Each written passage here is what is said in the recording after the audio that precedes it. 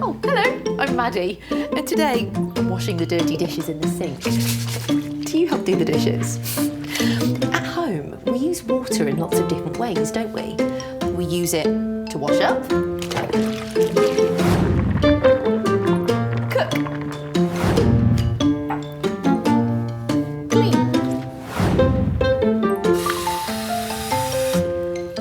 and drink. But how does the water come out of the tap ready to drink? Do you know where clean water comes from? Let's find out. How does it work? Clean drinking water. To find out where drinking water comes from, I'm starting at a reservoir. A reservoir is where lots of water is stored to be used in our homes. Where does all this water come from? Some water comes from the land. When it rains, the water runs off the land into the rivers. Some water comes from under the ground and out of small holes in the earth called springs. And some gets recycled after it's gone down the plug hole. But how does water from all these places get to the reservoir into our homes? Where does it go? Can you hear that sound? All of this water has travelled through drains and pipes from our homes. Sounds like a waterfall, doesn't it? Well, this is called a water inlet.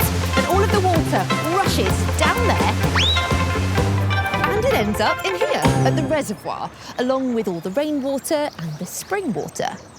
But where does the water from the reservoir go? Over there is a tower called a draw-off tower, but we can only see the top of it.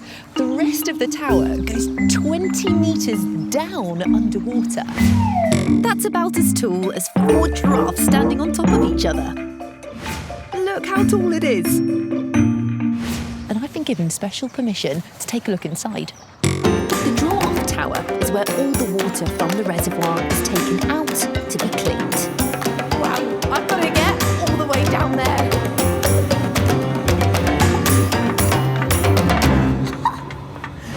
Inside the draw-off tower are pipes, and inside the pipes are valves. The valves open and close, and when they open, water can rush through from the reservoir through the pipes. When they close, the water stops. And when the valve opens, the water moves along the pipes to here.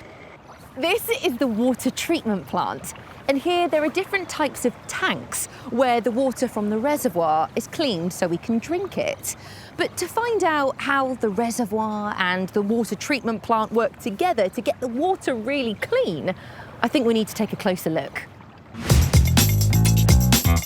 The reservoir collects water from natural springs and rivers, the rain, and water inlets. A draw tower opens its valves, which lets water from the reservoir travel down pipes to a screen that filters out any litter or waste. The water passes into the water treatment plant and goes through 4 different cleaning tanks that make our water really clean before travelling along pipes into our homes. So we can drink clean water from the tap. That was so interesting. And here is our first set of cleaning tanks. They're called flocculators. What a funny name. Inside the tanks, the water is mixed with a liquid called ferric, and ferric has bits of iron in it. The iron works like a magnet, collecting all of the dirt and grit that's in the water. And these paddles help to mix the dirt in the water with the ferric before it goes inside to the next set of tanks. To get the water really clean, air is pumped into the bottom of these tanks. They're called dissolved air flotation tanks. Can you see that the water at the top of the tank is brown and foamy? That's all the ferric with dirt stuck to it. And over there, those are skimmers that are skimming the sludge off the top. But I wonder what's happening underneath the water. Time for one of my special underwater cameras. OK, we're recording, which I've attached to a long pole. look at all those bubbles. The air is pushing dirt from the bottom of the tank to the surface. So it goes really brown and sludgy on the top. Watch what happens when I put the camera in the water.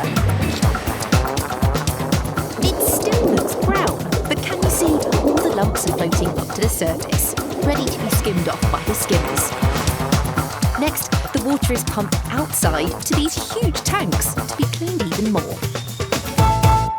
These tanks are full of this stuff. It's called carbon. And carbon is a natural material, and it's got a really lumpy, bumpy surface.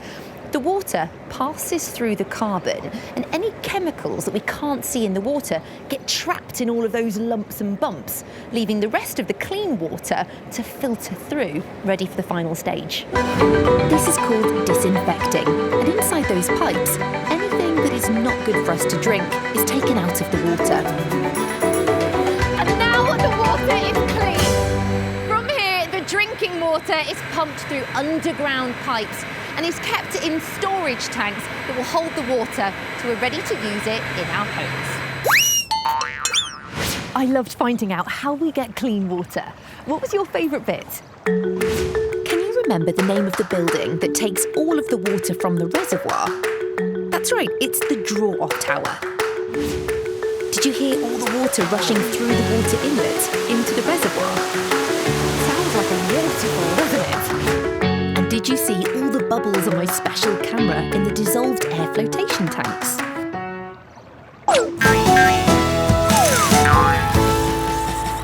Did you know that plants and trees get the water they drink from under the ground through their roots? Some vegetables even grow underground, just like these vegetables. But what are they called? Carrots. But how does a carrot grow under the ground? And why is it orange? Do you know how a carrot's made? Let's find out. How is it made? Carrot. To find out how carrots are made, I've come here to a carrot farm. Every carrot starts out as a tiny seed like this one, and it grows into a carrot that we can eat, like this. Most carrots are orange because they contain lots of a natural chemical called beta-carotene. Beta-carotene is a reddish-orange colour, and it's also the reason why carrots are so good for us. When we eat a carrot, our bodies take the beta-carotene and they turn it into something called vitamin A, which is great for our eyesight. But how does a tiny seed grow into a yummy carrot? First, it needs to be planted. To plant this entire field is going to take a really long time. So we need a bit of help with one of these. A tractor pulling a special machine called a seed drill. You should never play on or go near farm machinery without a grown-up, but I've got special permission to show you how it works. This is a seed hopper, and if we take a look inside, there are thousands and thousands of carrot seeds. But look, they're green. The seeds have been dyed green so the farmer can see where they've been planted because they're so tiny. Now the seeds, they're sucked onto this disc into those tiny little holes, and the disc spins around, and then the seeds are knocked off one at a time at the bottom so they're perfectly spaced apart in the soil. Should we see it in action?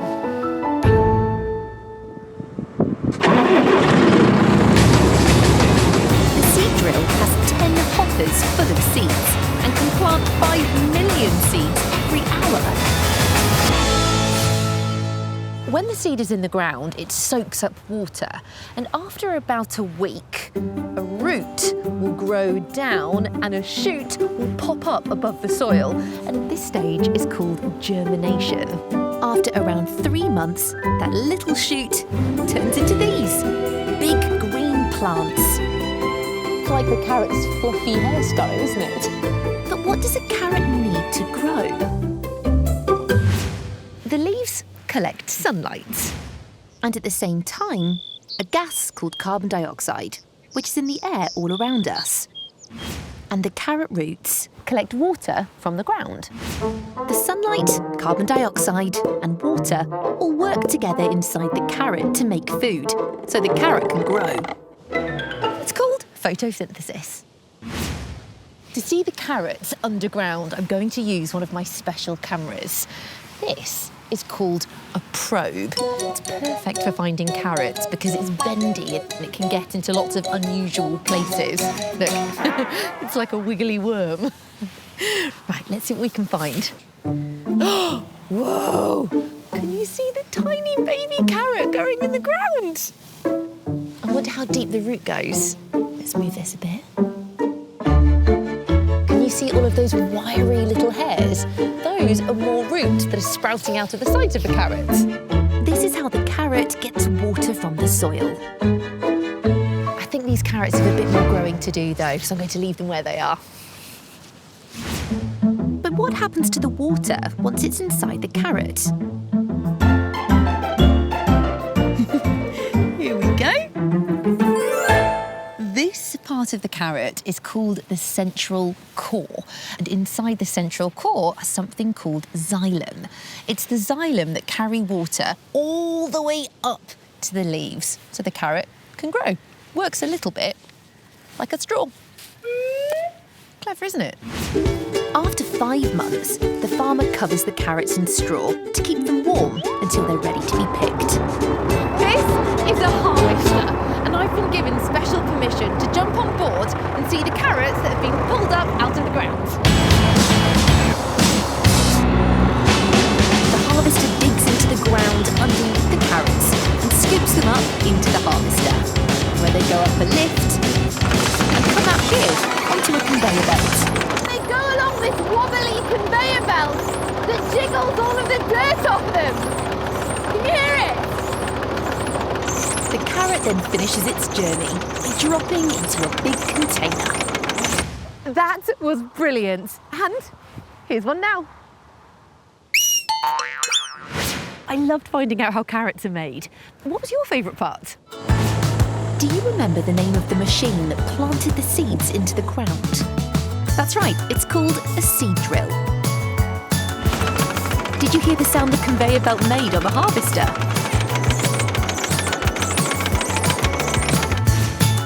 And did you see the tiny carrots growing underground on my special camera? So the next time you see carrots at the shops, you'll know how they grew underground. And when you have a glass of water from the tap, you'll know how it was cleaned, so it's safe for us to drink. I'll see you next time.